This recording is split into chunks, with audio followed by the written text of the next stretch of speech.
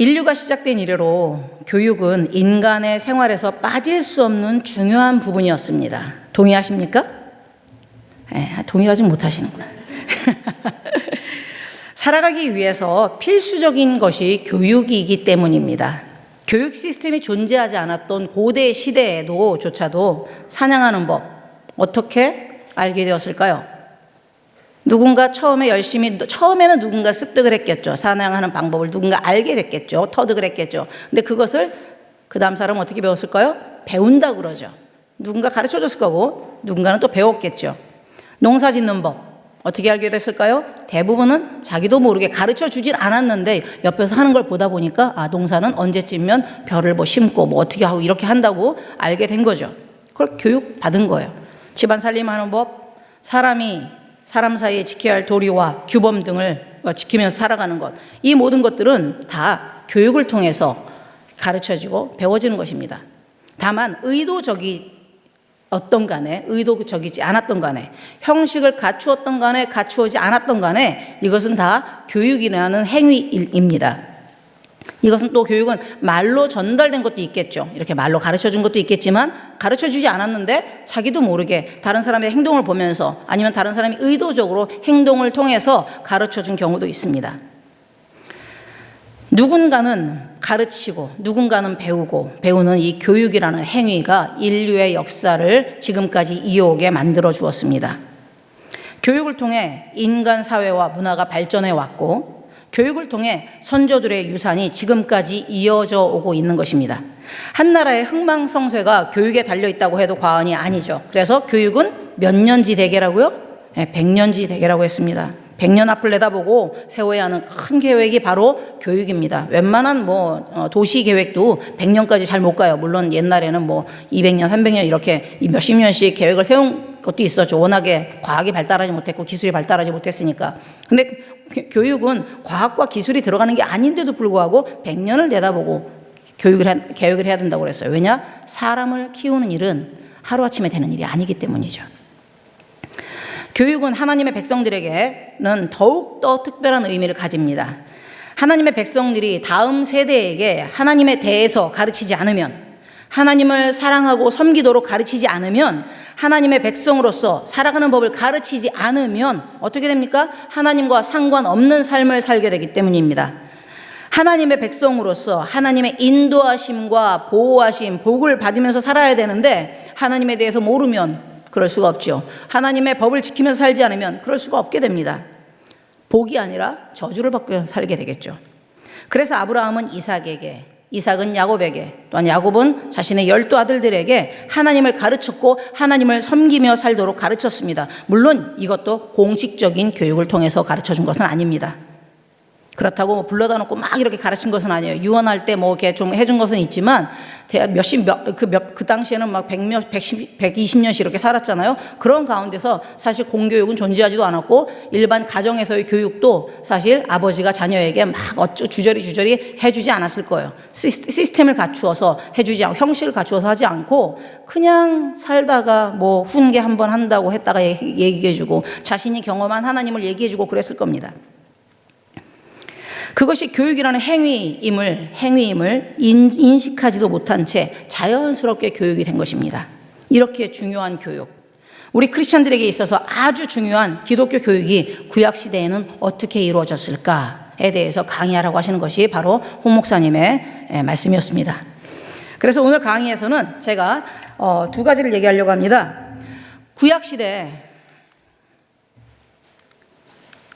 구약의 기독교 교육에 대해서 고찰을 좀 살펴보려고 합니다. 구약시대의 기독교 교육이 어떻게 이루어졌는지 육하원칙에 의해서 누가 언제 어디서 무엇을 어떻게 왜 하였나 이것을 갖다가 좀 기본으로 해가지고 알아보도록 하겠습니다. 이 부분에 대해서는 책을 사실 기독교 교육학이나 그런 책들을 읽으면 웬만큼 다 나오는 내용이에요. 제가 그것을 공부한 거 그동안 강의한 거를 종합해서 여러분한테 짧게 해드리는 거고, 그 다음으로 구약의 기독교 교육에 대해서 살펴본 다음에는 다음 세대를 위해서, 그렇다면 우리가 그 구약에서 말하는 기독교 교육을 어떻게 우리의 다음 세대를 위한 기독교 교육에 적용해야 할지를 살펴보도록 하겠습니다. 그러기 위해서 구약의 기독교 교육을 평가하고 다음 세대에 적용하는 것을 제안을 해보고자 합니다. 자, 첫 번째로 구약의 기독교 교육을 들어가 보도록 하겠습니다. 구약 시대의 교육은요, 이스라엘의 패망과 함께 포로로 갔던 그 포로기 이전과 이후로 나뉩니다. 이스라엘이 북왕국은 722년에 BC 722년, 남왕국은 586년에 망했는데 사실 바벨론 포로로 끌려간 것은 605년쯤에 먼저 1차로 끌려갔어요. 그렇지만 공식적으로 남유다가 멸망을 한 것이, 패망을 한 것이 586년이기 때문에 그때로 봅니다. 그때 많이 또 끌려갔고, 그래서 그 바벨론의 포로로 말하자면 남유다까지, 말하자면 민족의 그냥 완전히 이제 뿌리가 민족의 근본이 완전히 무너져 버린 거죠. 그 영토가 없어진 거고, 바벨론 포로로 끌려가기 이전의 삶과 이후의 삶이 많이 달랐기 때문입니다. 삶의 상황이 달랐고, 그 다음에 처한 환경이 변함에 따라서 이 사람들이 또 깨달은 것이 있잖아요. 자기들이 잘 하다가 잘못해서 그런 게 아니라 심판을 받아가지고, 하나님의 심판을 받아가지고 그렇게 징계를 받아서 그렇게 된 것이기 때문에 여러 가지 깨달은 것 때문에 가치관이라든가 사고방식이 변하게 됐습니다. 그에 따라서 교육에도 변화가 생겼습니다. 이 포로기 이전과 포로기 이후의 교육을 두 가지로 부르는데, 포로기 이전의 교육을 히브리 교육이라고 부릅니다. 그리고 포로기 이후의 교육을 유대주의 교육이라고 부릅니다. 히브리는 무슨 말입니까? 이스라엘 그 민족을 히브리 민족이라고 그러잖아요. 이스라엘이 언제 이스라엘이었습니까? 언제부터 이스라엘이라고 부릅니까? 사실 우리가 아브라함 시대 때부터 이스라엘이 어쩌고 저쩌고 이렇게 얘기를 하지만 그때는 나라가 아니었죠. 언제 히브리 민족이 나라가 됐습니까? 하나님께서 백성 삼아주셔서 출애굽시켜가지고 광야에서 시내산에서 언약을 맺어주시면서 너희가 내 백성이 되리라 언약을 맺어주시면서 드디어 나라가 하나의 나라가 된 것입니다. 그 전까지는 단지 민족이라는, 히브리 민족, 무슨 족속 이런 것처럼 민족에 지나지 않았습니다. 12개의 지파로 이루어진 민족이었습니다. 히브리 민족이라고 불렀어요. 근데 포로기 이후에는 이제 우리가 또 나중에 포로기 이후에는 유대인이라는 말이 자꾸 나오잖아요. 그죠? 유대인이란 말.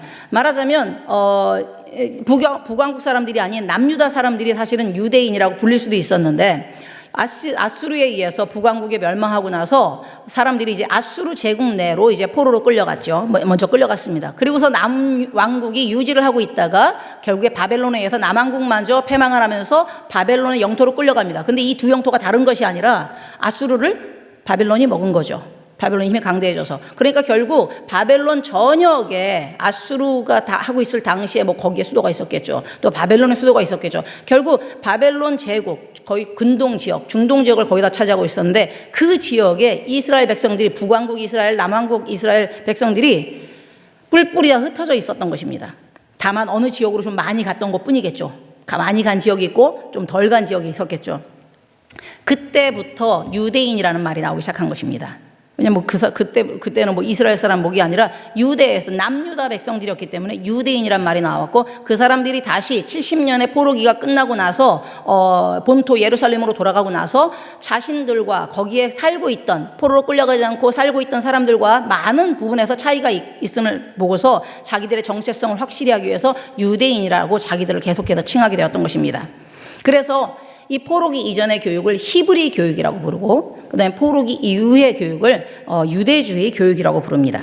자, 포로기 이전의 히브리 교육의 특징은 무엇이냐면, 잠깐 제가 오버뷰를 해드리면, 부모가 교육의 주체가 되어서 가정에서 교육을 하는 가정 중심의 교육이 특징을 이루었습니다. 물론 부모만이 교사는 아니었습니다. 또 가정에서만 기독교 교육이 이루어진 것은 아니었습니다. 근데 1차적인, 말하자면 교육의 제일 가장 중요한 주체가 누구였냐면 부모였고, 그 가장 교육이 많이 이루어지고 자주 이루어졌던 것이 가정이었다는 것입니다.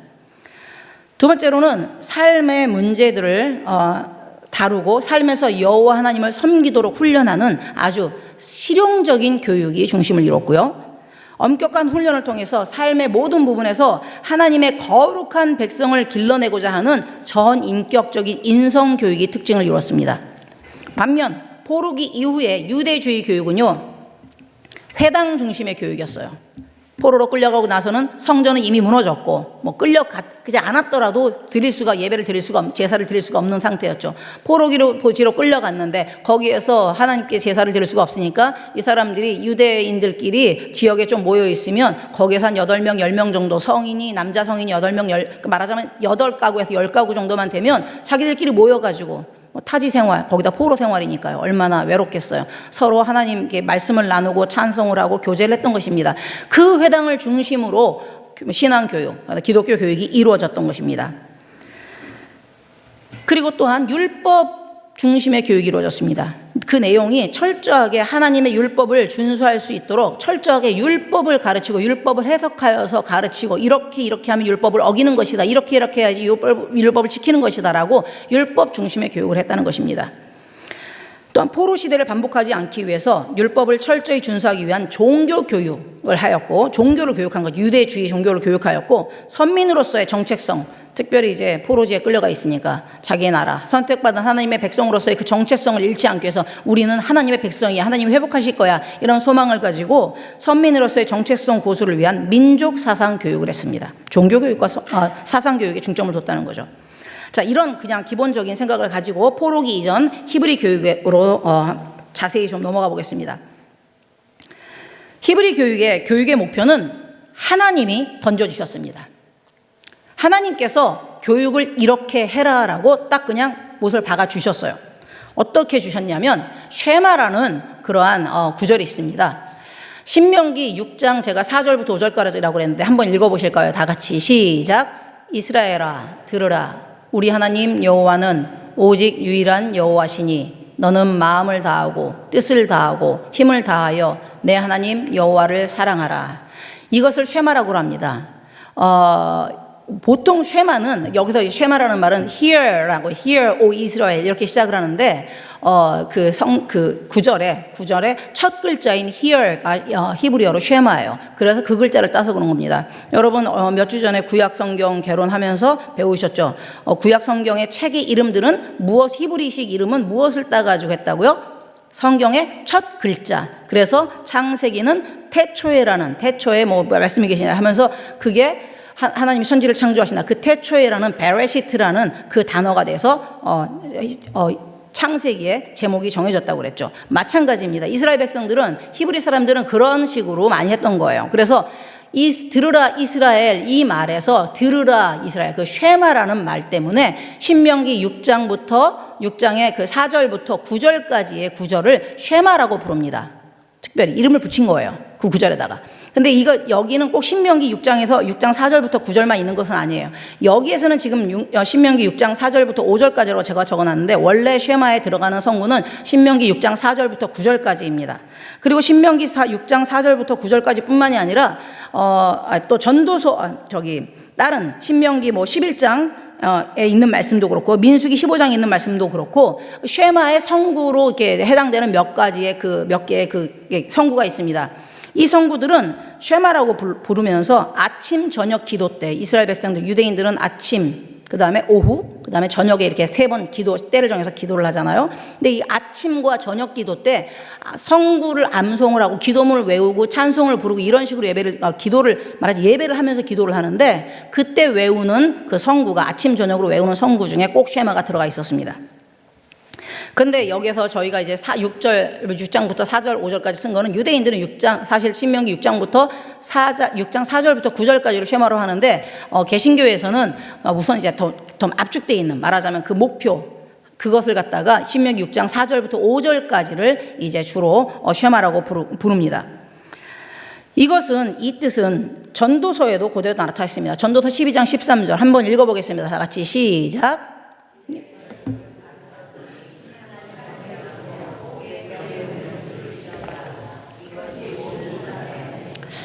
여기서도 마찬가지죠. 하나님을 경외하고 그 명령들을 지킬지어다. 이것이 사람의 본분이라.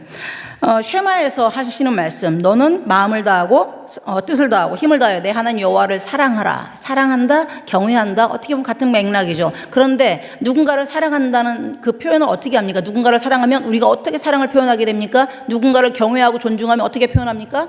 그 사람의 말을 듣지요. 그 사람이 원하는 바대로 살지요. 말하자면 하나님의 말씀에 순종하는 것, 하나님의 명령을 지킴으로써 우리가 하나님을 사랑하며 하나님을 경외함을 표현할 수 있는 것이죠.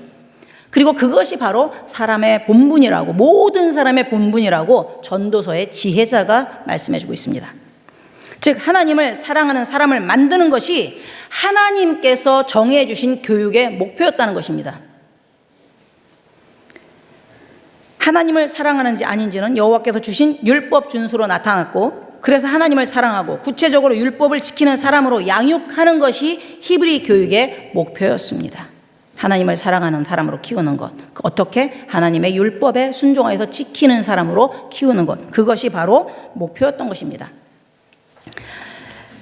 교육의 내용은 이 쉐마를 벗어날 수 없습니다. 그래서 왜냐하면 신명기 6장 이제 6절부터 9절까지, 아까 쉐마가 제가 원래는 신명기 6장 4절부터 9절까지라고 그랬잖아요. 6장 4절에서 5절은 교육의 목표, 하나님께서 주신 사람의 본분, 여호와 하나님을 사랑하는 것, 그것을 주셨다면 6절부터 9절까지는 교육적 명령이라는 그 타이틀을 붙입니다. 기독교 교육학에서는 교육적 명령이라고 그래가지고 하나님께서 여기에서 어떻게, 누가, 언제 교육을 해야 될지를 다 가르쳐 주세요. 다 같이 한번 읽어보겠습니다. 시작. 오늘 내가 내게 명하는 이 말씀을 너는 마음에 새기고 내 자녀에게 부지런히 가르치며 집에 앉았을 때에든지 길을 갈 때에든지 누워있을 때에든지 이 말씀을 강론할 것이며, 너는 또 그것을 내 손목에 메어 기호를 삼으며 내 미간에 붙여 표로 삼고 또 내 집 문설주와 바깥문에 기록할지어다. 지니라. 그렇게 했습니다.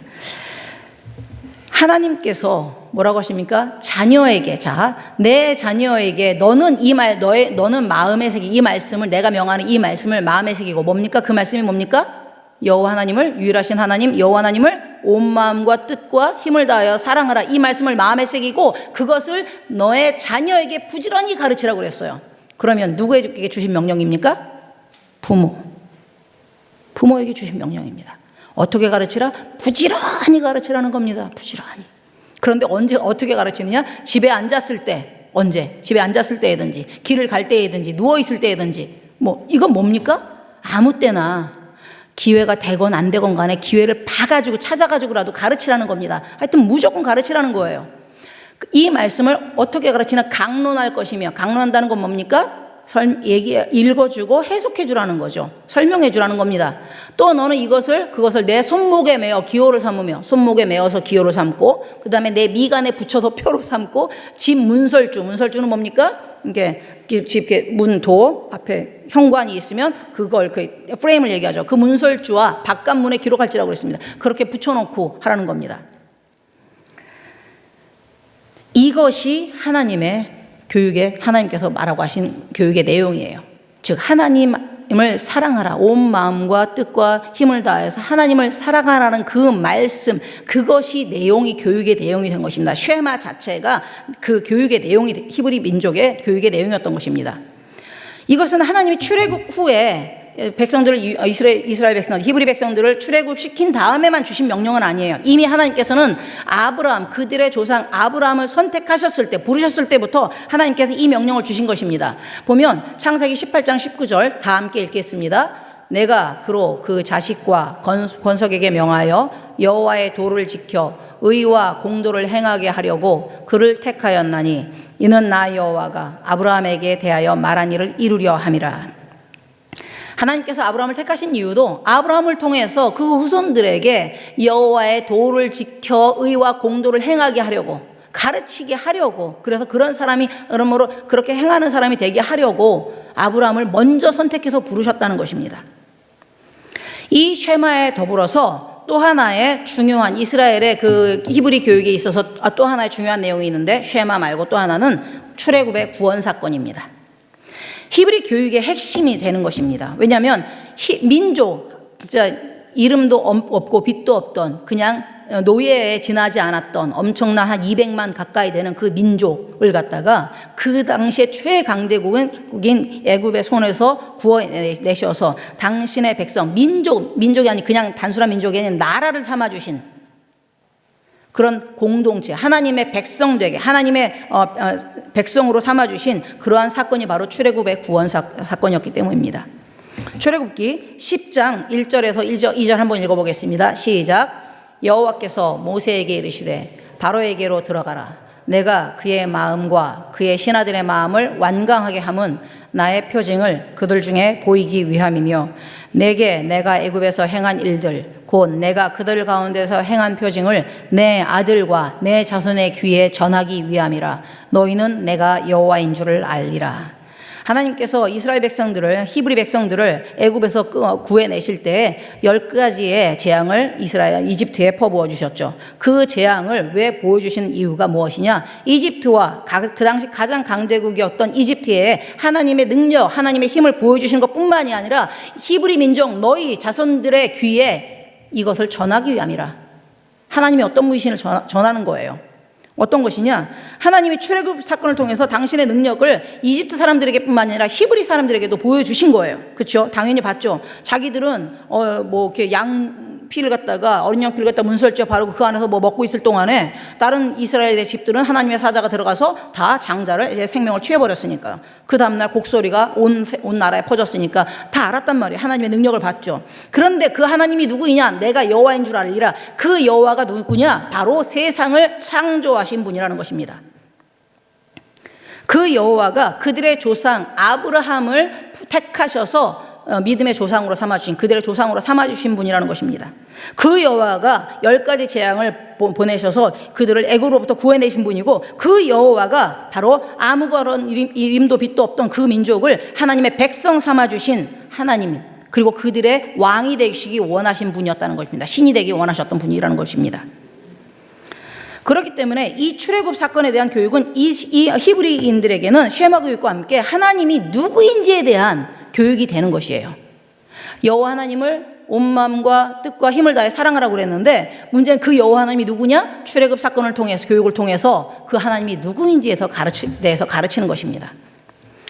자, 그렇다면 교육의 현장과 주체, 이 교육의 내용, 여호와 하나님을 온 마음과 뜻과 힘을 다해서 사랑하라고 하셨고, 그 사랑하라고 하시면서 여호와 하나님이 누구신지 출애굽 사건을 통해서 가르쳐라 하신 그것을 어떻게, 어디에서 누가 가르쳤느냐? 교육이 이루어지는 현장, 장이라고 합니다. 현장과 상황, 그 다음에 주체, 교육을 하는 사람이 누구였느냐는 같이 좀 묶어서 얘기하겠습니다. 아까 처음에 얘기했듯이 1차적으로는 가정에서 부모가 교육자가 되어야 했습니다. 그리고 그랬습니다. 모세오경의 여러 곳을 보면 가정에서 부모가 주 교육자 역할을 담당을 했습니다. 특별히 아버지의 책임이 많이 강조됐습니다. 아버지는 자녀에게 하나님의 명령을 가르쳐야 하는, 그리고 율법을 가르쳐야 하는 책임이 아버지에게 있었습니다.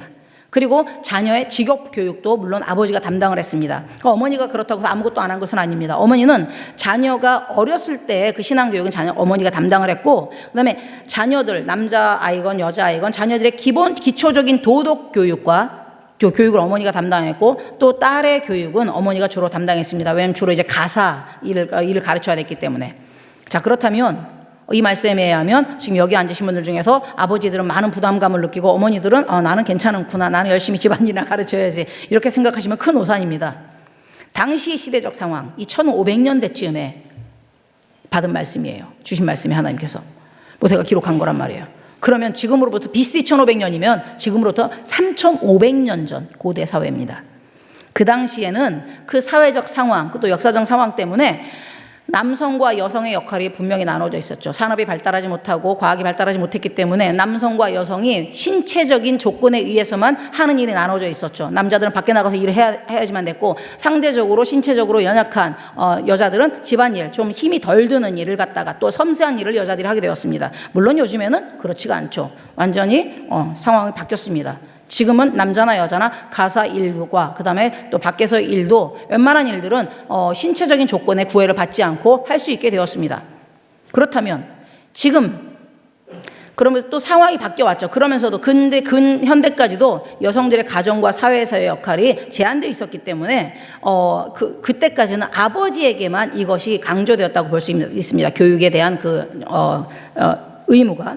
그러나 이제 시대적 상황이 변함에 따라서 가정에서의 부모의 역할, 또 사회에서의 부모 역할도 변한 지금에는 기독교 교육의 책임이 아버지에게만 주어졌다고 볼 수가 없다는 것이죠. 결국 아버지가 없는 집은 그럼 어떡하라고요? 엄마가 해야 될 거 아니에요. 결국에는 누가 되었던지 간에 부모 모두에게 책임이 있다는 것입니다. 하나님께서 그렇게 부모 모두에게, 아비들아 자녀에게라고 했잖아요. 아비들뿐만 아니라 부모들아라고 하는 겁니다. 두 번째, 가정에서 부모가 1차 교육자였지만 또 다른 2차적인 교육자, 그 다음으로 중요한 교육자는 누구였냐면 제사장이었습니다. 제사장은 당시의 종교 지도자였죠. 성전에서의 제사를 갖다가 인도에 주재했던 사람입니다. 그리고 이스라엘 백성들은 이제 히브리 백성들이 성회로 모였잖아. 무슨 유월절 때며 무슨 뭐 절기 때마다 뭐 성회로, 첫날은 성회로 모일지니라, 뭐 마지막 날은 뭐 성회로 모일지니라 그랬을 때 그 성회는 전체가 다 모인다는 말이에요. 최소한 남자들, 뭐 성인 남자들은 무조건 다 모였던 것이죠. 그럴 때 이 제사장들은 하나님의 율법을 낭독을 하고 가르쳤던 것이죠. 왜 우리가 또 이런 일을 하는지, 하나님께서 어떤 큰 일을 행하셨는지를 사람들에게 가르쳤습니다. 성전 제사를 통해서 사람들이 농물을 가져오면 거기에서 이럴 때는 하나님께 무슨 제사를 드려야 되고 어떤 마음으로 제사를 드려야 되고, 제사장들이 그 모든 교육의 역할을 감당했던 거죠. 말하자면 제사장들은 어린아이들의 교육보다는 주로 이제 성인들의 교육을 담당한 사람들이라고 보여지는 거죠. 그리고 가정에서는 부모가 어린 자녀들의 교육을 담당했다고 볼 수 있는 것입니다. 그런데 제사장들이 언젠가부터 제 역할을 하지 못하게 되었어요. 이제 제사장들조차도 말하자면 된 거, 약간 이렇게 타락한 거죠. 제사장들조차도 하나님 앞에 경건하지 못하게 되면서 이 사람들이 뭐 이게 정권과 결탁하고 뭐 힘과 결탁하고 자기의 사리사욕을 채우게 되면서 자기들조차도 심지어는 우상 숭배를 갖다가 그냥 뭐 자기는 하지 않는다 하더라도 그냥 성전에서 아니면 성막에서 우상 숭배하는 것을 그냥 두고 볼 정도로 그렇게 타락을 해버렸습니다. 그때 등장한 또 다른 교육자가 있는데 누구겠습니까? 선지자입니다. 하나님께서 더 이상 두고 볼 수 없어서 제사장들만으로는 성인들의 교육이 안 되니까 하나님께서 선지자들이라는 어떤 사람들을 불러서 선지자로 삼아주시고 하나님께서 말씀을 주시는 거죠. 이스라엘 백성들에 대해서 말씀하라는 겁니다. 죄 짓고 있는 거, 우상 숭배하고 있는 거 지적하라고 말씀해 주십니다. 어떻게 지적하라, 어떤 죄를 짓고 있다, 내가 그것이 싫다, 그것을 내가 심판하리라, 분명히 그렇게 선지자를 통해서 말씀해 주셨습니다. 특별히 우상 숭배와 같은 신앙의 문제, 아주 심각한 신앙의 문제, 또는 도덕적인 불감증, 그 다음에 죄악에 대한 그 회개의 촉구를 통해서 백성들에게 하나님의 말씀을 다시금 일깨워 줬고, 하나님께서 이렇게 말씀하지 않으셨느냐, 왜 그걸 안 지키느냐, 지켜라라고 계속해서 말씀하면서 말씀과 삶의 교육을 실시했습니다. 또 다른 교육자는 지혜자들, 뭐 현인들이라고 얘기도 하는데요. 잠언과 전도서 등을 통해서 볼 수 있듯이 지혜로운 사람들이 삶에 직간접적으로 자기들이 이제 경험한 것들을 통해서 뭐 깨닫게 될 삶의 이치라든가, 그다음에 삶에 대한 깊은 명상과 또한 살아가는 사람들의 그 모습을 관찰하면서, 삶을 관찰하면서 통찰을 통해서 깨닫게 된 삶의 원리를 백성들에게 가르치는 역할을 한 것이죠. 이 사람들은 뭐 학교에서 지혜자들을 위한 학교가 뭐 있었다고 말은 하는데 그렇게 잘 알려지진 않았어요. 주로 개인적인 자문이라든가 조언 또는 권면을 통해서 사람들에게 그런 게 이치를 가르쳤고, 잠언과 전도서와 같은 지혜 문학을 통해서 아직 경험이 부족하고 삶에 대한 통찰력이 부족한 젊은 세대들에게 중요한 교육을 해 주었습니다. 지혜자들의 가르침은 그렇지만 단순히 삶의 어떤 이치라든가 어떤 통찰력을 주는 것에서 그치지 않았습니다. 그 사람들이 이렇게 삶의 이치라든가 어떤 원리들 아니면 뭐 올바른 처세에 대해서 가르쳤던 이유는 궁극적인 그 목적은 하나님을 경외하는 삶을 살도록 하기 위함이었습니다. 그래서 잠언서 여러 곳에서 여호와를 경외하는 것이 지혜와 지식의 근본이라고 계속해서 강조를 합니다. 그러면서 지혜의 말씀을 주는 것이에요. 하나님을 알면, 여러분 그런 거 경험해 보셨으니까 많이 배우지 못한 분이에요. 학교도 많이 못 다니셨고 뭐 중학교 나왔을래나, 사실 많이 지식이 부족한 분인데 상당히 지혜로운 것을 봅니다. 어떤 일을 처리할 때 참 지혜롭다, 어떻게 저런 지혜가 나오지? 제가 이렇게 청년 때 그렇게 감탄을 한 적이 있어요. 어떤 교회 권사님을 보고.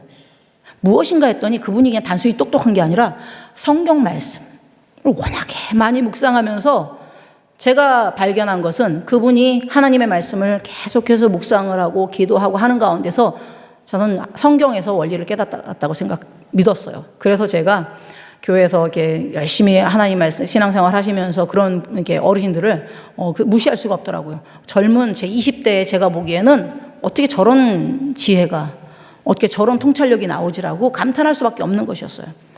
지혜는 바로 그것이죠. 왜냐하면 우리 하나님께서 우리 여호와를 경외하는 것이 지혜와 지식의 근본이기 때문에 하나님의 말씀을 날마다 묵상하면서 그 말씀을 삶으로 실천하면서 사는 사람들은 어떤 문제를 만났을 때 지혜가 탁탁 튀어나오는 거예요. 지혜자들이 원했던 것은 그냥 단순히 이것이 지혜다, 지혜로운 사람은 이렇게 사는 것이다, 이런 문제를 이렇게 대처하는 것이다, 그것을 전해준 것이 아니라 지혜로운 사람은 어떤 사람이다? 여호와를 경외하는 사람이다. 지식의 근본은 거기에 있다. 그러니 여호와 하나님을 사랑하고 그 말씀을 공부하고 지키면서 살아라. 이렇게 가르쳐 준 것입니다. 자, 교육의 현장과 주체가 가정과 가정에서의 부모, 그다음에 제사장이 성전 제사와 성회를 위한 통한 교육을 했고, 선지자들과 지혜자들이 교육을 했다고 그랬는데, 뭐 또 다른 사람들도 있었겠죠. 근데 대부분이 히브리 시대, 히브리 교육, 말하자면 포로기 이전에는 이 사람들이 이런 상황에서 교육을 했습니다. 교육의 방법은 어떤 것이 쓰였을까요? 요즘에는 이렇게 우리 트리니티 성경학교 지금 이렇게 강의하고 있지 않습니까? 대부분 이제 뭐 신학교를 가도 강의를 통해서 배우고 그러는데 어떤 방법이 쓰였을까요? 쉐마의 다음 절인 그 교육적 명령, 신명기 6장 6절에서 9절에 나와 있듯이 모든 방법이 동원됐습니다.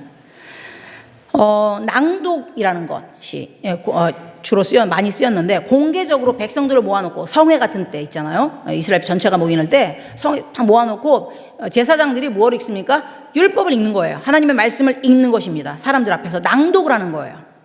율법이 하나님이 당신의 백성들과 세운 언약임을 상기시키기 위해서 그냥 읽는 것이 아니라 아주 격식을 갖추어서 공개적으로 또랑또랑 낭독을 했던 것입니다. 우리가 하나님의 말씀을 읽을 때 사실 그냥 사실 누워서도 앉을 때도 길을 걸어갈 때도 하나님의 말씀을 이렇게 외우고 암송하라고 그랬잖아요. 그렇기 때문에 그렇게 해야 되지만 또 때로는 그렇게만 우리가 하나님의 말씀을 접하면 어떻게 됩니까? 어떤 우리 애들은 보니까 성경책을 발 밑에다가 깔고 앉더라고요. 의자에 앉았는데 자기가 다리가 짧으니까 성경책을 발판 삼더라고요. 그래서 제가 예배 시간에 지난주에 혼내줬습니다. 장난하냐고 지금. 그런 경우 많습니다. 애들은 이거 가지고 물론 이제 배구 자는 경우도 이러면 하나님 말씀이 우리 머릿속에 쏙쏙 들어온다고 사전 배구 자듯이 배구 자는 경우도 있고, 누워서 이렇게 읽기도 하고 합니다. 하지만 그렇게라도 하나님의 말씀을 정말로 간절한 마음으로 할 수 있다면 좋아요. 하지만 우리가 하나님의 말씀을 정말로 에 대한 그 존중함이 어떻게 나타납니까? 하나님의 말씀 격식을 갖추어서 읽는 데서도 나타난다는 것이죠. 그래서 생각해 보니까 우리 교회에서는 주일 1부, 2부 예배 때 성경 봉독하는 시간이 있잖아요. 근데 특별히 한 사람이 사인업을 해가지고, 사인업 하신 분이 와가지고 앞에 나와서 성경 봉독을 하는 것, 저는 참 괜찮다고 생각합니다. 그 하나님의 말씀에 대한 자세가 달라지는 거죠. 앉아 계시는 분들은 모를 수도 있어요. 하지만 성경 봉독 해보시는 분들은 알겠지만 그 외우는 것도 아니고 읽는 건데도 상당히 두렵고 떨리지 않습니까? 왜냐하면 그냥 내가 교과서를 읽는 게 아니라, 그냥 소설을 읽는 게 아니라 하나님의 말씀을 읽는 사람이 되는 거죠. 말하자면 제사장을 도와서 예배를 돕던 사람처럼, 목사님은 설교를 하시고 또 성가대는 노래를 하지만 율법을 갖다 읽는 사람처럼 하나님의 말씀을 성도들에게 읽어주는 역할을 하는 거죠. 그래서 저는 어린이 예배에서도 이걸 앞으로는 좀 해볼까 합니다. 그래서 11월 달부터는 지금 4, 5학년 리더들을 갖다가 제가 웬만하면 예배에 걔네들한테 무슨 요소를 안 줘요. 역할을 안 줍니다. 왜냐면 예배가 장난이 될까 봐. 그래서 철저하게 훈련하기로 했습니다. 선생님 한 명을 갖다가 전담시켜 놓고, 그 선생님이 아이 한 명 그 담당이 있으면 그 주의 담당을 미리 정해주죠. 성경 구절도 미리 주고 집에서 읽어오고, 선생님이 또 또박또박 발음 틀리지 않고 읽는 법, 그 다음에 자세까지 해줘가지고 제대로 읽는 법을 우리 아이들에게 가르치려고 지금 계획하고 있습니다. 이걸 계획까지 해야 되느냐고요? 저희는 계획해야 합니다. 아이들이기 때문에. 앞으로 성경 봉독 하시는 분들 많이 사인업 하시기 바랍니다. 성경 봉독. 그렇지만 혹시 이제 가끔씩 빠지는 분들을 봅니다. 빠지지 마시기 바랍니다. 하나님의 말씀을 읽는 약속하고서 내가 읽겠다고 하신 거니까 무슨 일이 있어도 그날은 꼭 오시기 바랍니다. 그리고 혹시라도 정말 못 올 때에는 다른 분하고 바꿔서라도 하시기 바랍니다. 물론 그날 오신 거 보면 다들 이렇게 잘 입고 오세요. 격식을 갖춰서 오시는데 옷만 격식 갖추지 마시고 미리 성경을 찾아보시고 제대로 몇 번씩 읽어봐서 사람들 앞에서 정말 하나님의 말씀이 그 뜻이 내가 읽음으로써 어디서 끊어 읽는 나에 따라서도 아버지 가방에 갈 수도 있고 아버지가 방에 들어갈 수도 있는 거잖아요. 그렇지, 어디서 끊어 읽느냐에 따라서 우리에게 또 그 말씀이 제대로 그 말씀 읽는 것만으로도 이해가 될 수가 있죠. 그렇게 앞으로는 준비를 하셨으면 좋겠습니다. 자, 두 번째, 낭독에 이어서 암송과 반복이라는 방법을 썼습니다. 야, 암송과 반복 그러면 한국인의 교육을 따라올 수가 없죠. 우리는 정말로 중고등학교 시절에 수많은 반복과 암송을 했습니다. 그렇죠? 유대인의 교육도 마찬가지였어요. 히브리 민족의 교육도 암송과 반복. 하나님께서 계속해서 읽으라고 그랬잖아요. 암송하라고 그랬잖아요. 어떻게 했느냐? 말하자면 결국에는 항상 하나님의 말씀을 가까이 하라는 겁니다. 그리고 정말로 숙지하라는 겁니다. 그런데 이것을 할 때 그냥 암송과 반복만 한 것이 아니라 아예 정말로 가지고 다니면서 암송을 했어요. 상징물이라는 그 이제 방법과 연결이 되는데, 이 히브리인들은 매주자라는 게 있었어요. 매주자라는 게, 그 매주자가 히브리어입니다. 문설주라는 뜻이에요. 그래가지고 문설주에 하나님의 말씀을 기록하라고 그랬잖아요. 그죠? 그래서 이 문설주에다가 그 도어 프레임 그쪽에 현관 거기에 오른쪽 벽에다가 그 나무나 금속으로 이렇게 어떤 이렇게 상자를 만듭니다. 길다란 상자를 만들어요. 꼭 문패처럼 약간 근데 두께가 있어야 되겠죠. 왜냐하면 그 안에다가 쉐마의 성구가 쓰인 양피지에다가 쉐마의 성구를 써가지고 돌돌 말아가지고 그 안에다 집어넣습니다. 그리고 문설주 오른쪽에다 이렇게 붙여놔요. 그것도 삐딱하게 붙여요. 이렇게 하는 게 아니라 이렇게 하는데요. 그거까지는 왜 그런지 모르겠어요. 그렇게 해가지고 드나들 때, 나갈 때든지 들어갈 때든지 뭐 쓰레기 버리러 나갔다 들어올 때도 해야 될 것 같아요. 그러니까 뭐 손으로 거기다 댑니다. 매주자에다 손을 갖다 대고 그리고 그 손을 자기 입에 맞춥니다. 그렇게 들어가면서 오면서 합니다. 심지어는 요즘에 이 현대에서는요, 뭐 호텔 같은 데 있잖아요. 우리 방에 갈 때 호텔 방에 가면 앞에 이게 그 방 번호 달려 있잖아요. 보통 오른쪽에 보면.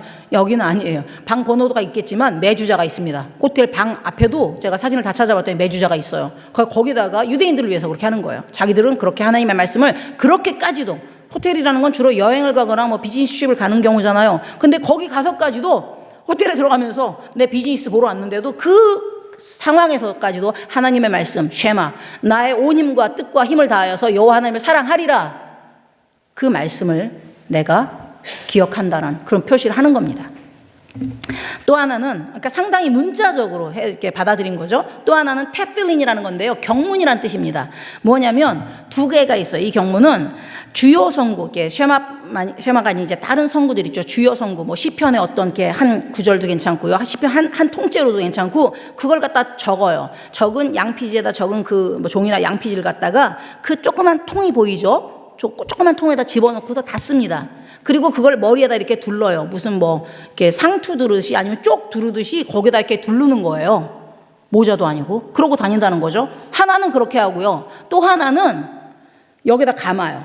감고서 거기다가 이제 그 통은 이렇게 하고 다니는 거예요. 여기다 이렇게 감는 거에 거기에 써 있는 거예요. 성구가 쭉 기다랗게 써 있는 거예요. 그러니까 길을 가면서도 이렇게 읽는 거예요. 우리가 정말로 뭐 좋은 뭐 요즘 애들 다 그러고 다니잖아요. 스마트폰 가지고 이러고 다니잖아요. 얼마든지 가능한 거예요. 스마트폰의 유래가 되지 않았나 싶어요. 그러고 다녔다라는 거예요. 우리 아이들이 스마트폰 대신에 만약 하나님의 말씀을 이러고 다닌다면 어떻게 될까요? 삶이 조금 변하지 않을까 싶습니다. 그 정도, 이것도 마찬가지. 아까 신명기 6장 6절에서 9절까지에 주서 주신 문설주와 그 다음에 문박과 그 다음에 이렇게 뭐 손에 붙이고 손목에 붙이고 미간에 붙이고 하라는 그 말씀 있잖아요. 그것을 문자적으로 받아들인 거예요. 어떻게 보면 어떻게 저걸 갖다 문자적으로 이렇게 받아들였을까 싶지만 그만큼 하나님의 말씀을 가까이 하라는 말씀인 줄 알고 했다라는 거죠. 일주일에 한 번 성경책 찾아가지고 이렇게 들고 오시는 분들, 옷에 먼지도 묻고 막 그래가지고, 우리 애들은 성경책을 결국에 찾다 못 찾아가지고 엄마가 소리 지르면 늦었어 빨리 와, 그러면 이제 그때 성경책 놓고 옵니다. 그냥 집에다가. 그리고 집에 가면 어디 딴 데 이제 있어요. 그 다음 주에 가져옵니다. 한번 혼나야지 집에 가서 성경책 찾는 거예요. 그 말은 뭡니까? 일주일 내내 성경책 한 번도 안 읽었어요. 네, 그거보다는 차라리 매주자처럼 집 안에 들어갔다 나왔다 하면서 계속 보고, 그 다음에 내 손목에다 두르고 다니고 뭐 이마에다가 머리에다 두르고 다니고, 그렇게 해서라도 하나님의 말씀이 나와 함께 있기 때문에 있으면 뭐예요? 자꾸 보게 되잖아요. 그렇게 된다는 거죠. 차라리 그게 낫지 않을까 싶어요. 여러분들 그 가정이나 또는 스몰 비즈니스 하시는 분들 집에 가면 그 비즈니스 그 사업장에 가면 꼭 뭐가 있습니까? 성구액자가 있어요. 그 성구액자가 왜 있는 거겠습니까? 이런 의미일 거예요. 하나님의 말씀을 항상 기억하겠습니다. 그리고 선물해 준 사람은 이 말씀을 기억하세요. 근데 거기다가 무조건 뭐 복에 복을 받고 뭐 창대하리라 이런 말씀만 줄 게 아니에요. 주는 사람은 그렇게 할 수도 있어요. 하지만 내가 우리 가정에 선구액자가 있다면 저는 선구액자를 선물로 주는 것도 좋지만 내가 사는 것도 좋을 것 같아요. 우리 가정에 나는 가훈으로 나는 이 말씀을 붙들고 살겠습니다. 이렇게 정직하게 살겠습니다. 내 사업장에 나는 이렇게 정직하게 사업하겠습니다. 라는 것으로 내가 직접 커스터마이즈 해가지고 하는 것도 좋을 것 같아요. 여러분 가정에 선구액자에 쓰여있는 선구를 외우십니까? 그게 한 10년 된 분들도 있을 텐데 아직까지 못 외우고 있다면 여러분 오늘부터 매주자와 탭필링을 생각하시면서 그게 그냥 상징으로 끝나지 말고 여러분이 가서 정말 그 선구대로 내가 살겠습니다 하면서 이제부터는 하루에 한 번씩 그 앞에 가서 선구를 읽으시기 바랍니다. 내일 또 까먹어도 괜찮아요. 또 가서 읽으면 되니까. 설마 10년을 하면 그걸 못 외울 거야. 아무리 이렇게 기억력이 이제 안 좋다고 그래도 한 1년 하면 외우겠죠. 그렇게 외우시기 바랍니다. 그래서 하나님의 말씀대로 살겠다라는 여러분의 의지를 보여주시기 바랍니다. 그리고 자녀들에게도 그 말씀, 그냥 애들은 뭐가 있는지도 몰라요. 그렇게 살지 말고 아이들에게도 이 말씀이, 예전에는 가정마다 가훈이 뭐냐고 학교에서 알아오라고 그러면 가훈이 없어가지고 가훈 만들어 가느라고 엄마 아빠들이 막 머리를 갖다 쥐어짠 적이 있어요. 가훈으로 하나님의 말씀 중에서 내가 이 말씀이 자녀들에게 꼭 전해주고 싶은 말이 있다 하면 그 말씀 몇 가지를 해놓고 그 말씀을 최소한 하루에 한 번이 아니라면 일주일에 한 번이라도 외우면서 읽으면서 외우면서 살 수 있도록 하면 어떨까 싶습니다. 자, 또 다른 방법은 반복적인 훈련입니다. 배운 말씀대로 하나님의 뜻에 순종하는 삶을 실천하는 훈련을 한 거예요. 반복을 한다라는 건 뭡니까? 익힌다라는 거잖아요. 히브리인에게 지식이란, 알미란 무엇이냐면 정보를 그냥 내가 얻은 그런 것 정도가 아닙니다. 얻은 정보를 내가 삶으로 실천해내는 것, 실천하는 것이 바로 안다라는 것이에요. 실천해가지고 어떻게 되느냐? 익숙해져가지고 그게 나의 삶에 자연스럽게 녹아지는 것, 라이프스타일이 될 때 내가 그것을 안다라고 얘기를 합니다. 말하자면 원수를 사랑하라. 지식적으로는 다 압니다. 그런데 안다고 얘기할 수가 없어요. 내가 원수를 사랑하지 않는 이상 그것은 아는 것이 아닙니다. 잠언 22장 6절이 이제 그것을 얘기해주고 있는데요. 마땅히 행할 길을 아이에게 가르치라. 그리하면 늙어서도 그것을 떠나지 아니하리라 그랬습니다. 여기서 가르치라 그랬으니까 우리는 가르친다 그러면 뭡니까? 지금 저처럼 강의를 해야 돼요. 훈육을 하는 거예요. 애 갖다 데려다 놓고 훈육을 하는 거예요. 근데 여기서의 가르치라는 말은 그 의미가 아닙니다. 여기서 가르치라는 말은 히브리어 카나크라고 해가지고 영어로는 to train, to make experience, 훈련을 하다, 능숙하게 하다 그럽니다. 자, 훈련한다라는 말 하면 떠오르는 현장이 뭡니까? 군인들 훈련받는 것, 그 다음에 운동선수들이 훈련하는 것. 그 사람들은 똑같은 것을 계속해서 반복하죠. 언제까지? 능숙해질 때까지. 반사작용으로 그냥 뭐 하면 딱 튀어나올 때까지 반복을 합니다. 이것이 가르친다는 의미라는 거예요. 즉 우리의 자녀들을 마땅히 행할 길이 무엇입니까? 마땅히 행할 길은 여호와 하나님을 온 마음과 뜻과 힘을 다해서 사랑하는 것인데, 그래서 여호와 하나님의 말씀을 준행하는 것인데, 그것을 아이에게 가르치라. 여호와의 말씀을, 율법을 가르쳐서 그 아이들이 그 말씀을 지식으로 배운 것을 삶으로 살아낼 때까지 훈련을 하라는 겁니다. 반복적으로 가르치고 안 되면 또 야단치고 해주라는 겁니다. 그것이 바로 가르치는 것의 의미입니다. 또 다른 방법은 경험입니다. 종교적 의식 많았죠. 이스라엘에는 제사뿐만이 아니라 어떤 절기 행사들이 많았잖아요. 그런 절기 행사들, 또한 민족적인 행사들을 재현을 했죠. 왜냐하면 6월절 되면 어떻게 해야 됩니까? 양피 바르고 다 이렇게 자정에 모여가지고 어떻게 합니까? 무교복 먹으면서 쓴 나물 먹으면서 허리에다가 허리띠를 둘러매고 그다음에 지팡이 짚고 이러고 서가지고 먹었단 말이에요. 그렇게 재현을 하라고 돼 있어요. 성경에 보면. 그 다음에 초막절에는 어떡합니까? 장막절이라고도 하죠. 그때는 저 초원으로 나가가지고 광야로 나가가지고 거기에다가 자기 멀쩡한 집 놔두고 거기에 나가가지고 텐트 치고 살아야 돼요. 일주일을. 무슨 의미일까요? 이걸 통해서 아이들이 물어보겠죠. 엄마 맛있는 빵 줘. 왜 이런 거 줘? 너무 딱딱해. 맛없어. 엄마 샐러드 줘. 이거 너무 써. 엄마 다리 아픈데 앉으면 안 돼? 안 돼. 왜 쓴 나물 먹어야 돼? 왜 이런 이상한 빵 먹어야 돼? 왜 앉으면 안 돼? 왜 지금 자면 안 돼? 애들이 물어보겠죠. 그때 얘기해 주라는 거예요. 왜? 하나님이 하라고 하셨어. 왜 하나님이 하라고 하셨는데 이거를 매년 하라고 하셨는데 그때 이제 출애굽 사건을 설명해 주는 거죠. 하나님이 누군지. 초막절에 나가서 캠핑 가는 것처럼 하루 이틀은 좋았겠죠. 근데 3, 4일 지나면서 얼마나 힘들겠어요. 왜냐면 거기서 또 먹는 것도 제한적으로 먹거든요. 뭐 잘 먹는 게 아니에요. 캠핑 가가지고 우리처럼 바베큐 구워 먹는 게 아니라 먹는 것도 광야 생활할 때처럼 정말로 제한적으로 먹습니다. 그런 애들은 엄마 집에 가면 안 돼? 엄마 우리 뭐 바베큐 구워 먹으면 안 돼? 그러겠죠. 안 돼. 왜? 계속 묻겠죠. 그때 얘기해 주는 거예요. 우리의 선조들이 광야 생활을 했던 것을 잊지 않기 위해서야. 왜? 왜냐하면 하나님이 가나안으로 우리 선조들이 이끌려고 했는데 가데스 바네아 가나안 바로 땅을 앞두고 정탐꾼들을 보냈는데 그 정탐꾼들 보고를 믿고서는 그것만 듣고 하나님의 말씀을 듣지 않고 불순종해가지고 하나님한테 혼났어. 그래가지고 광야를 뱅뱅뱅뱅 돌았어. 그 힘든 시간. 그런데 그런 가운데서도 하나님께서 우리를 또 돌봐주셨어. 불순종하면 안 된다는 것과 그런 가운데서 하나님께서 돌봐주신다는 것, 이런 것들을 다 가르치는 거죠. 아이들에게 가장 좋은 것은 그래서 그냥 말씀으로 이렇게 말로 가르치는 것보다 아이들뿐만이 아니라 경험을 통해서 가르치는 것이죠. 그러면 잘 안 잊어버리잖아요. 그리고 그럴 때 궁금증이 생기죠. 왜 우리가 이걸 해야 되느냐. 그때가 바로 티칭 모먼트라는 거예요. 가르치면 쏙쏙 빨아들여지는, 그리고 이미 동기화가 돼 있는, 배울 준비가 돼 있는 상태라는 거죠. 그렇게 가르치라는 겁니다. 우리는 참 그렇게 가르치는지 모르겠어요. 여기 오신 분들은, 어른들은 그래요. 이미 동기화가 돼 있습니다. 배우고자 하는 분이 이렇게 나와 있는 거죠. 그런데 아이들은 그게 아니에요. 주일날 교회는 오는데 왜 와야 되는지를 모르겠는 거죠. 예배를 드려야 된다고 하긴 하는데 이걸 내가 왜 해야 되는지도 모르겠고, 한국학교 가기 싫어하는 것과 똑같아요. 애들이 제일 싫어하는 게 한국학교 가는 거하고 주일날 예배 드리는 거예요.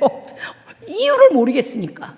하나는 재미라도 있으니까 합니다. 재미있고 먹을 거 주니까. 근데 한국학교랑 주일 예배는 그렇지 않거든요. 왜 해야 되는지 모르겠는 거죠. 또 하나, 마지막으로 하나 더 말씀드릴 교육은 실생활 교육입니다.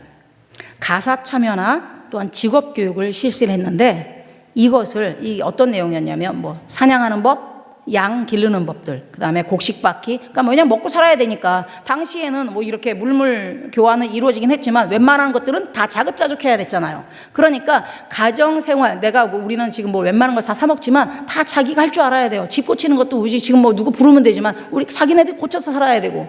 그러다 보니까 직업과 삶에 대한 교육이 철저하게 이루어졌는데, 중요한 것은 이것을 하는 것조차도 종교적인 차원에서 이루어졌다는 거예요. 기독교적인 차원에서 이루어졌다는 거예요. 탈무드의 기록에 보면 아들에게 장사를 가르치지 않는, 장사하는 거요. 장사를 가르치지 않는 사람은 누구나 아들에게 도둑질을 가르치는 것이다라고 그랬어요. 장사를 가르쳐주지 않으면 물물교환 시대에 내가 10대 10으로 바꿔야 되는 것 같다가 2만 주고 10을 갖다가 뺏어올 수도 있게 된다는 거죠. 그리고 잘못하면 또 속아 넘어갈 수도 있는 것이고요. 결국에 모든 삶의 부분에서 하나님의 백성으로서 하나님의 다른 백성들과 공동체 안에서 배려하면서 사랑을 이루어가면서 거룩한 공동체 되기 위해서는 속이는 것도 없어야 되고 속임을 당하는 것도 없어야 된다는 거죠.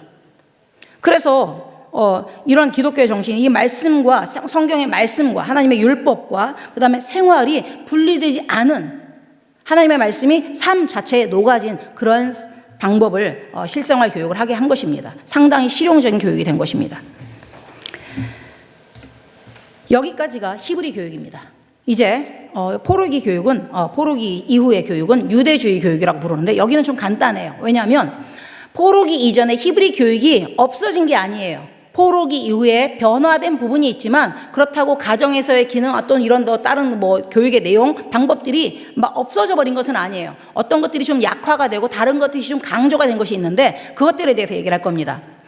포로기 이후에 유대주의 교육이 생겨나게 된 이유는 이제 국가적인 패망과 포로지에서의 살아야 되는 그것들로 인한 교훈이었죠. 뭡니까? 우상 숭배. 유일하신 하나님, 여호와 하나님은 유일하신 하나님이니 너희는 온 마음과 뜻과 힘을 다해서 사랑하라고 그랬는데 유일하신 하나님이 아니었죠. 이 사람들한테는 수많은 신 중에 하나라고 생각을 하고 우상을 섬겼던 거죠.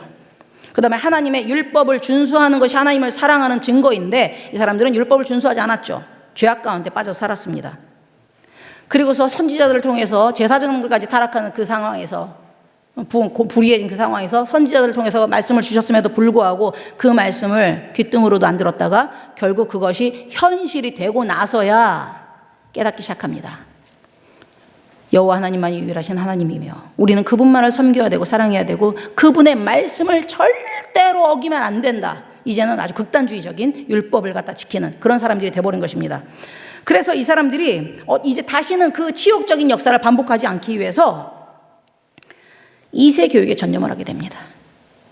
그러면서 포로 생활 70년 후에 예루살렘으로 다시 돌아옵니다. 많은 사람들이 돌아오죠. 5만 명 넘는 사람들이 돌아오게 됩니다. 3차에 걸쳐서. 그런데 문제는 그렇게 돌아왔지만 이스라엘 백성들은 여전히 외세의 지배 아래 처해 있었습니다.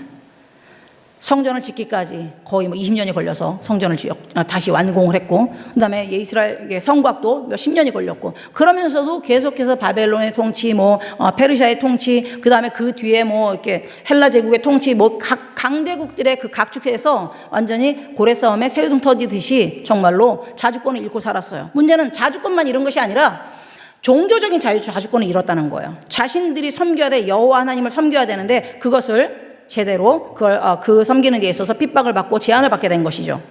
그래서 이 사람들이 우리는 여호와 하나님을 섬겨야 되는데 이것이 우리가 하나님의 선택받은 백성으로서 마땅해야 될 일인데 그것을 잃지 않기 위해서 말하자면 민족 정체성을 갖다가 그걸 잃으면 잃어버린다고 생각을 한 거예요. 그래서 민족 정체성 고수를 위해서 열심히 노력을 한 겁니다. 결국 무엇을 통해서 율법을 지키자. 이것을 통해서 말입니다. 그래서 율법이 강조되는 교육을 했다는 것입니다. 그러면서 유대주의가 형성이 됩니다. 말하자면 히브리식 그런 그 성전 제사, 그 다음에 가정에서의 교육이 아니라 제사가 아니라 이제 회당 중심의 어떤 예배로 바뀌면서 모임으로 바뀌면서 유대인들식 어떤 그 하나님 앞에 예배하는 방법, 신앙의 방법들이 생겨나게 됩니다. 그것을 유대주의라고 그러는데 이것을 통해서 변화된 것이 뭐냐면 포로기 이후의 교육적 변화가 이전과 어떻게 다르냐면 말하자면 포로기 이전 히브리 교육과 유대주의 교육의 차이는 교육의 목표에 있어서 차이가 있습니다. 포로기 이전에는 하나님께서 주신 쉐마였죠. 목표가 하나님을 사랑해라. 그런데 포로기 이후에는 그걸 알고 있지만 실제적인 교육의 목표는 무엇이었느냐? 민족 정체성 유지 이거였어요. 우리가 지금 이렇게 계속해서 외세의 압박을 받고 있는데 아니면 또 지배 아래에 있는데 우리 민족 정체성을 잃으면 안 된다. 말하자면 우리가 일제강점기에 있을 때 민족 정체성을 잃지 않기 위해서 부단히 했었던 것 같이 이 사람들도 마찬가지예요. 한글을 안 잊어버리려고 막 했었잖아요. 마찬가지로 그렇게 했다는 거죠. 교육의 내용이 그러니까 달라지는 거예요. 이 목표가 달라지니까 교육의 내용이 달라집니다. 포로기 이전에는 하나님을 사랑하는 것이 교육의 목표였기 때문에 그 하나님을 사랑해야 된다는 그 쉐마를 가르쳤고 그 명령을 가르쳤고 또 하나는 출애굽 사건을 가르쳤죠. 그 하나님을 사랑해야 되는데 그 하나님이 누구냐? 어떤 분이냐? 그 하나님이 우리에게 왜 율법을 주셨느냐? 이걸 가르쳤는데 포로기 이후에는 민족 정체성을 유지하는 게 있어서 가장 중요한 것 우리가 또다시 하나님의 심판을 받지 않으려면 어떻게 해야 돼? 율법을 잘 지켜야 돼. 그래서 율법이 교육의 주된 내용이 됩니다. 율법. 열심히 가르치던. 그러다 보니까 교육의 현장이 이제 히브리 교육에서는 가정과 성전 유지였는데 회당으로 바뀌었죠. 어쩔 수 없이 성전이 무너지면서. 그리고 율법을 가르치려고 하다 보니까 가정에서만 이걸 가르치기가 힘들어진 거예요. 왜냐하면 좀 더 깊게 좀 이렇게 세분화돼서 가르치다 보니까 율법 전문 학자들이 가르치게 된 거예요. 랍비와 서기관들, 신약 성경에 많이 등장하는 그 사람들이 이제 교육의 주체가 돼서 가르치게 된 거죠. 약간의 공교육이 생겨나기 시작합니다. 회당에서부터 6세 이후부터는 회당에서 그렇게 율법을 공부하게 됐거든요. 교육의 방법도 그전에는 실생활의 삶의 그 하나님의 말씀을 훈련을 통해서 실천하고 녹아내리는 것이었는데 이제는 성서 해석이 교육의 방법이 됐습니다. 성서를 열심히 해석하는 거예요. 자, 안식일을 지키라고 하는데 안식일을 지킨다는 건 어떤 의미일까? 그렇게 해가지고 세분화시켜가지고 안식일에는 사람이 죽어가도 내버려 둬야 되고 양이 빠져 있었어도 그냥 내버려 줘야 되고 이렇게까지 나온 거잖아요. 이렇게 변한 거예요. 자. 포로기 이후의 교육은 딱 여기예요. 유대주의 교육은. 자, 이제 이 히브리 교육과 유대주의 교육을 우리 다음 세대를 위한 기독교 교육에 해보려고 하는데요. 그러기 위해서는 우리가 기독교 교육, 구약의 기독교 교육이 그러는데 기독교 교육의 의미가 무엇일까요? 기독교 교육, 신앙 교육, 교회 교육 그 부분에 대해서 조금 얘기해야지 뒷부분 얘기가 될 것 같아요. 기독교 교육의 의미는 3가지 정도로 좀 압축해 볼 수 있습니다. 기독교를 교육한다라는 의미가 있습니다. 기독교를 교육한다. 또 다른 기독교의 교육이다.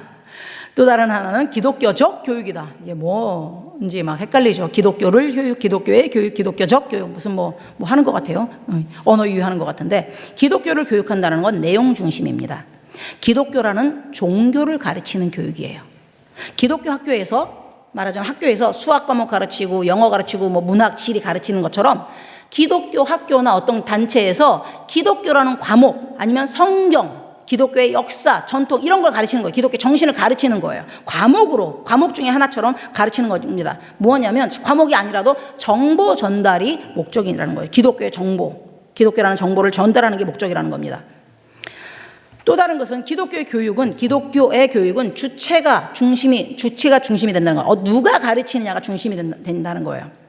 기독교가 주체가 되어서 기독교인을 양성하는 교육을 기독교의 교육이라고 합니다. 교사와 학생 모두가 기독교인인 경우를 얘기합니다. 교사와 학생 모두가 기독교인인 곳이 어디가 있죠? 교회.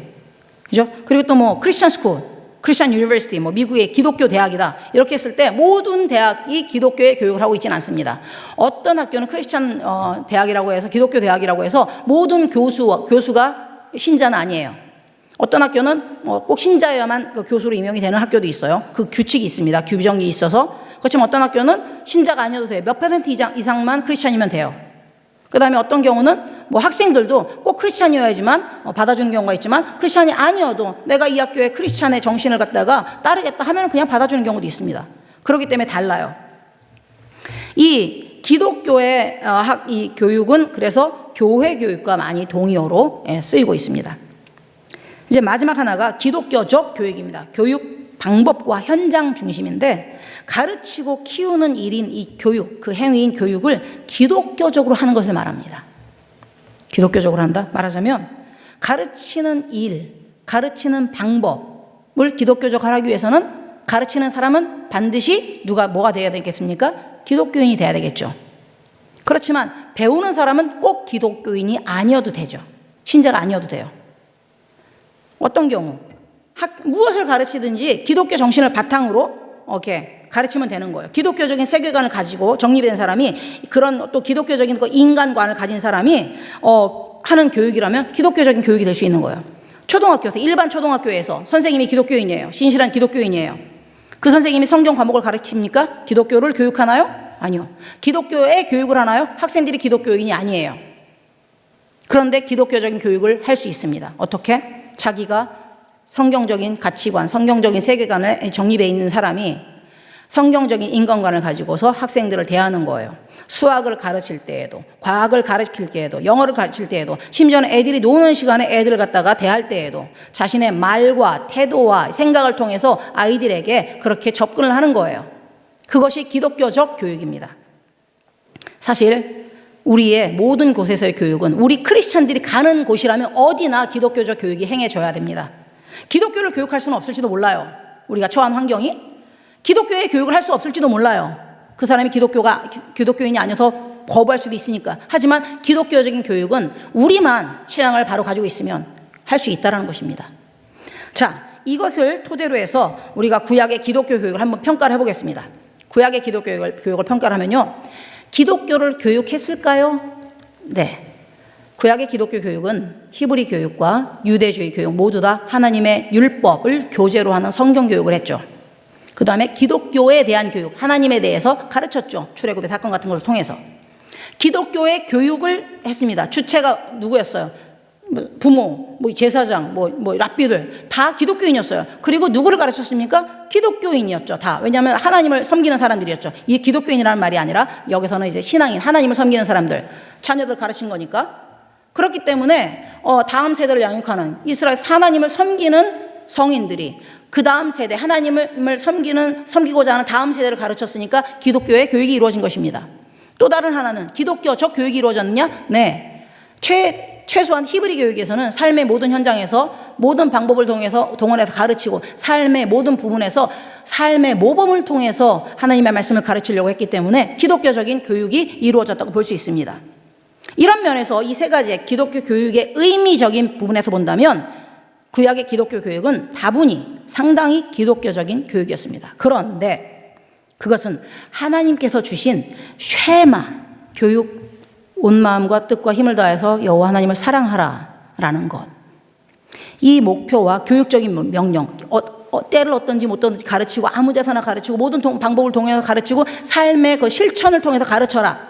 훈련을 통해서 가르쳐라. 이것은요, 하나님께서 주신 교육 딱 이렇게 해야 된다라는 것이었죠. 그대로 했더라면 이스라엘의 교육은 성공을 했겠죠. 히브리 교육이 성공을 했을 것입니다. 그런데 히브리 교육이 성공을 했을까요? 히브리 교육이 성공을 했다면 나라가 패망하고 포로로 끌려간 일이 없었겠죠. 다음 세대에 제대로 전해줬을 테니까요. 교육의 주체인 부모가 가정에서 신앙교육을 게을리해서 자녀에게 말로는 가르쳤지만 삶으로 자신들은 우상을 숭배하고 불법을 저지른 것을 보여줬기 때문에 그 다음 세대가 하나님을 떠나버리게 된 거죠.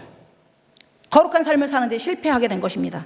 심지어는 이스라엘 공동체의 종교 지도자였던 제사장들조차도 공동체, 성인들이 잘못하면, 그럼 부모들이 잘못하면 그 사람들을 야단쳤어야 됐는데, 가르쳤어야 됐는데 제대로 가르치지 못해서 부모들이 제대로 교육을 못 받고, 그러니 가정에 가서 또 엉망이고 결국 사회가 아예 불법적인 사회가 돼버린 것이죠. 하나님을 떠난, 하나님이 없는 그런 사회처럼 살아버리게 된 것입니다. 그러니 결국 하나님의 심판을 받아서 나라가 망하게 된 거죠. 포로로 끌려가게 된 것입니다. 하나님을 사랑하라는 그 신앙, 하나님을 사랑해야 된다는 그 신앙이, 그것이 신앙인데 그것이 후대로 전해지지 못한 것입니다. 그럼 유대주의 교육은 성공했을까요? 실패했습니다. 성공했더라면 예수님한테 그렇게 넌 형식적인 위선자라고 질책받지 않았겠죠. 심지어는 율법을 가르친다라는 랍비와 서기관들, 바리새인들, 이런 사람들이 예수님의 그 질책의 대상이었잖아요. 주요 대상이었잖아요. 잘못했다는 거죠. 하나님을 사랑하는 사람으로 키워내는 것이 교육의 목표인데 율법에 얽매인 사람을 키워낸 거예요. 하나님을 사랑하는 건 상관이 없고 율법만 사랑하게 된 거죠. 율법을 사랑하는 것이 아니라 율법의 노예가 된 사람들을 만들어낸 것입니다. 이유는 무엇입니까? 아까 제가 얘기했죠. 포로기 이후에 교육의 목적이 달라졌다고. 표면적으로는 여호와 하나님을 사랑하는 것이 교육의 목표였지만 실질적으로는 민족 공동체의 그 민족의 정체성을 고수하는 것이 유대주의 종교를 유대주의를 갖다가 고수하는 것이 이 사람들의 목표가 돼버렸어요. 여러분, 목표 설정이 가장 중요합니다. 기독교 교육에서 목표가 불분명하면요, 그 다음 건 다 엉망이 돼요. 자, 우리가 어디로 갈지 산을 정해놔요. 목표 지점을 정해놔요. 그래 놓고서는 이리로 가든 저리로 가든 우리가 그걸 보면 어떤 방법을 통해서도 갈 수 있어요. 근데 목표 지점을 아예 처음부터 잘못 정해놔요. 이리로 가야 되는데 이렇게 정해놔요. 아무리 잘한들 뭐합니까? 다른 곳에 가 있게 되는데 결과는 뭡니까? 다른 엉뚱한 곳에 가 있는 거예요. 유대주의 교육은 목표 설정에서부터 잘못됐기 때문에 아예 처음부터 그것은 성공할 수 없는 기독교 교육이었다는 거죠. 자, 그렇다면 다음 세대를 위한 기독교 교육의 그 구약의 기독 교육을 어떻게 적용해 볼 수 있을까요? 우리가 배운 레슨을 적용해 보자는 겁니다. 첫 번째는 고민을 많이 했습니다. 저도 어떻게 적용을 해볼까 하다가 기독교 교육의 목적을 분명히 해야 된다. 제가 방금 말씀드렸죠. 목표 설정이 잘못되면 그냥 하나 많아요. 우리가 아이들에게 아니면 여러분들이 이 트리니티 성경 공부를 통해서 배우고자 하는, 그냥 나는 지식을 전달받겠다라는 생각으로 온다면 이 목표가 잘못된 거죠. 이 성경 공부를 통해서 내가 하나님을 더 사랑하는 사람이 되고 싶다. 온 마음과 뜻과 힘을 다해서 하나님을 사랑하는 사람이 되고 싶다. 왜? 어떻게 하나님의 말씀을 더 제대로 배워서 그 말씀을 내가 그럼 삶에 잘 적용할 수 있는 사람이 되기 위해서 이렇게 가야 되는 거죠. 우리 아이들에게도 마찬가지입니다. 아이들에게도 그 목적이 분명해야 돼. 목표가 분명해야 된다는 거죠. 그 목표가 분명하면 우리가 교육을 통해서 하나님의 말씀을 아이들에게 계속 들려주는 것뿐만이 아니라 암송하게 하고 그 말씀이 머리에 박힐 뿐만이 아니라 그것을 갖다 실천해서 그냥 자연스럽게 삶으로 녹아질 수 있을 때까지 훈련을 하게 된다는 것이죠. 두 번째는 교육의 주체의 열심과 모범이 상당히 중요합니다. 교육의 주체 누구입니까? 부모님뿐만이 아니죠. 요즘에는 조부모님들이 아이들을 많이 양육하고 있습니다. 말하자면 아이들을 많은 시간을 들여서 양육하는 사람들에게 그 책임이 있다는 겁니다. 물론 부모는 당연히 있는 거죠. 부모님들 중에서 많이 착각하는 분들이 있습니다. 교회에다가 애들 데려다 주면 신앙교육은 알아서 끝내주리라고 생각합니다. 큰 착각입니다. 제가 참 마음 아프게 제가 그럴 능력이 있으면 참 좋겠습니다. 우리 선생님들이랑. 근데 우리는요, 아무리 해봤자 일주일에 기껏해야 많이 보면 3시간, 적게 보면 1시간 반 이렇게 봅니다. 근데 그 아이들에게 우리가 하나님의 말씀을 가르치면 얼마나 가르치겠습니까? 말로는 가르칠 수 있어요. 삶으로 얼마나 보여줄 수 있겠습니까? 부모님들이 집에서 삶으로 보여주는 그 모범보다 우리가 보여줄 수 있는 시간은 10분의 1도 안 된다고 볼 수 있어요. 10분의 1이 뭐예요? 그렇게 적습니다.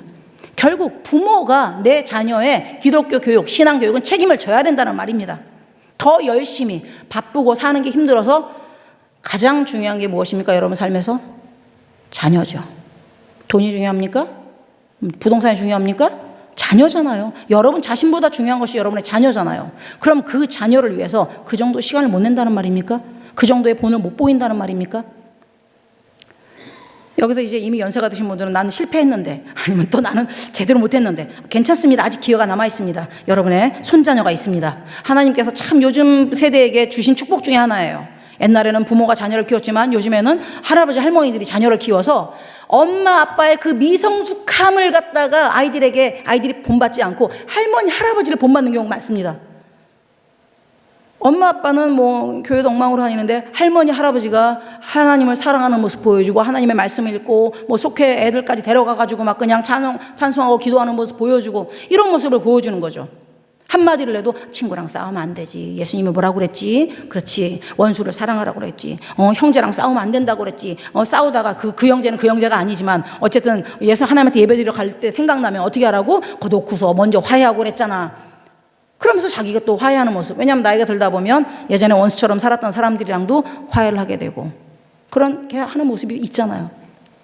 그런 모습을 가정에서 부모와 조부모가 이제는 아이들의 자녀의 신앙교육의 주도권을 찾아가야 된다는 것입니다.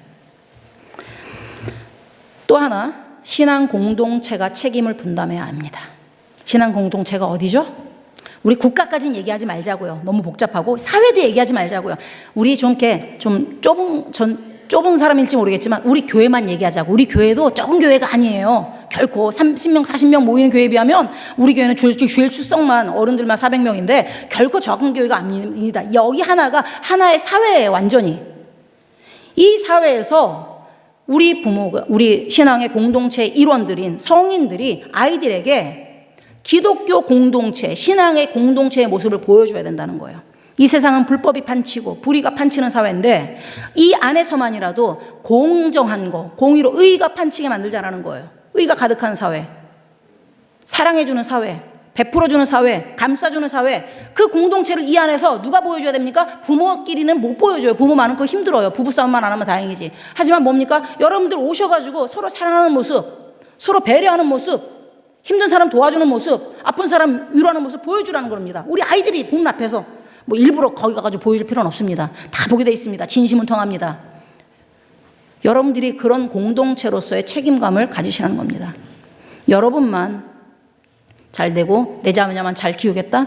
여러분의 자녀를 가정에서 잘 신앙으로 양육하면 그래요. 여러분의 자녀는 하나님을 온전히 사랑하게 될 수 있을지 모릅니다. 그렇지만 여러분의 자녀가 살아가는 이 신앙생활하는 이 교회가 그렇지 못하다면 거기에 물들게 됩니다. 여러분이 자녀가 살아가는 이 사회가 불의로 가득 차 있다면, 하나님을 모르고 하나님을 경외하지 않고 하나님을 사랑하지 않는 사람들로 가득 차 있다면 여러분의 자녀도 결국에는 이스라엘의 신실했던 백성들조차도 나중에는 왕이 우상을 섬기고 사람들이 죄다 우상 섬기고 죄다 속이고 불의를 저지르니까 거기에 편승했던 것처럼 그렇지 않고선 살아갈 수가 없으니까 그런 꼴이 돼버리게 된다는 겁니다. 내 자녀만, 내 손자녀만 보지 마시고 좀 더 넓게 우리 하나님의 이 신앙의 공동체에서 우리 다음 세대, 내 자녀는 아니지만 우리 교회, 우리 다음 세대에게 신앙을 물려줄 수 있는, 하나님을 온전히 사랑하는 신앙을 물려주기 위해서 여러분이 삶으로 본을 보여주시기 바랍니다. 네 번째는 전인적 인성교육을 추구해야 된다는 것입니다. 삶을 변화시키는 교육은 말로는 안 되죠. 보여줘야 돼요. 아이들이 정말로 말씀을 배워서 그것을 삶으로 실천해 나갈 수 있도록 끊임없이 보여주어야 되고요. 그 다음에 훈련을 시켜야 된다는 것입니다. 그러기 위해서 제가 모형을 하나 제안하겠습니다. 여러분 노트에 있는데 다음 세대를 위한 삼위일체 쇠마 교육이라고 오늘 특강을 위해서 준비를 하다가 저 표는요, 원래 저 표는 어느 어떻게 사역하는 목회 프로그램에 거기에서 쓰는 건데 제가 거기서 딱 글자 지워놓고서 제가 저 글자를 갖다 바꿨어요. 왜냐하면 저는 저게 필요했거든요. 제가 생각하는 다음 세대를 위한 교회에서의 삼일체 쇠마 교육은 바로 저것입니다. 부모와 가정에서 부모, 할머니, 할아버지, 그 다음에 교회에서의 성도님들, 그 다음에 성경을 가르치는 목회자와 목사, 셋이서 삼위일체가 돼서 하나님처럼 하나님이 성부 하나님, 성자 하나님, 성령 하나님이 정말 삼위일체가 되어서 하나의 뜻을 이루셨던 것처럼 우리가 다음 세대를 위한, 다음 세대가 하나님을 온 마음과 뜻과 힘을 다해서 사랑할 수 있는 세대가 될 수 있도록 우리가 힘을 합해서 키워야 된다는 것입니다. 그러기 위해선 우리의 목표는 뭐가 되어야 됩니까? 쇠마가 되어야 된다는 것입니다. 다른 것, 우리 아이들이 이 세상에서, 우리 교회에서 친구 많이 사귀어가지고 그걸 많이 원하시죠? 중고등부 이렇게 아이들, 이렇게 유초등부 아이들 키우는 부모님들은 우리 애가 교회에서 그냥 사랑 많이 받고 자랐으면, 한인 커뮤니티 여기가 있으니까, 아니면 우리 아이가 공부 잘해가 학교에 가서 공부 잘해가지고 좀 성공했으면, 좋은 학교 가가지고 좋은 직장 얻었으면, 과연 그 자녀가, 여러분이 그렇게 행복하기를 바라는 여러분의 자녀가 하나님 나라 갈 때, 이 세상 끝날 때 나는 참 행복한 삶을 살았다, 나는 참 하나님을 사랑하는 삶을 열심히 살았다라고 고백할 수 있겠느냐라는 거예요. 여러분, 여러분의 삶만 고민하시지만 여러분의 자녀의 삶도 좀 고민해 주세요. 여러분은 내가 이제 세상 끝날 때 하나님 앞에 정말로 제가 칭찬받는 종이 되기를 원합니다. 그러면서 여러분의 자녀는 다 꾸지람받게 생겼어요, 지금. 우리의 손자녀, 우리 다음 세대는 하나님 앞에 가면 너 뭐 했니? 공부했어요. 너 뭐 했니? 그냥 성공하려고 열심히 그냥 돈 벌었어요. 그럼 내일은 안 했니? 몰라요. 성경은 많이 알아요. 이렇게 되게 생겼어요. 여러분과 또한 가정에서의 부모와 교회에서의 목회자와 교사들이 힘을 합하여서 우리 아이들이 온 힘과 뜻과 힘을 다해서 우리 하나님을 사랑하는 그 교육을 다음 세대를 위해서 펼쳤으면 좋겠습니다. 우리 구약의 기독교 교육이 우리 이 시대에 하나님께서 주신 그 교육이 있잖아요. 쉐마, 교육적 명령이 우리 교회에서 실천되었으면 좋겠습니다. 기도하시겠습니다. 아버지 하나님, 우리는 참으로 연약합니다. 주님의 말씀대로 살려고 노력하지만 참 쉽지 않습니다. 그러나 우리는 주님의 말씀대로 살아가야 합니다. 온 마음과 뜻과 힘을 다해서 주님을 사랑해야 합니다. 그것이 주님께서 우리에게 주신 명령이고, 또 그렇게 주님을 사랑하는 자녀들을 만들어내는 것, 다음 세대를 만들어내는 것이 주님께서 우리에게 주신 명령이기 때문입니다. 온 교회의 성도들과 목회자와 교사들, 그리고 부모와 또한 할아버지 할머니들이 힘을 합하여서 우리 교회, 최소한 우리 교회의 다음 세대는 하나님을 온전히 사랑하는 세대로, 그런 세대로 키워나갈 수 있도록 주님 우리를 도와주시옵소서. 그 일에 헌신하는, 쉐마 교육에 헌신하는 우리 모두가 될 수 있도록 주여 붙들어 주시옵소서. 예수님의 이름으로 기도합니다. 아멘.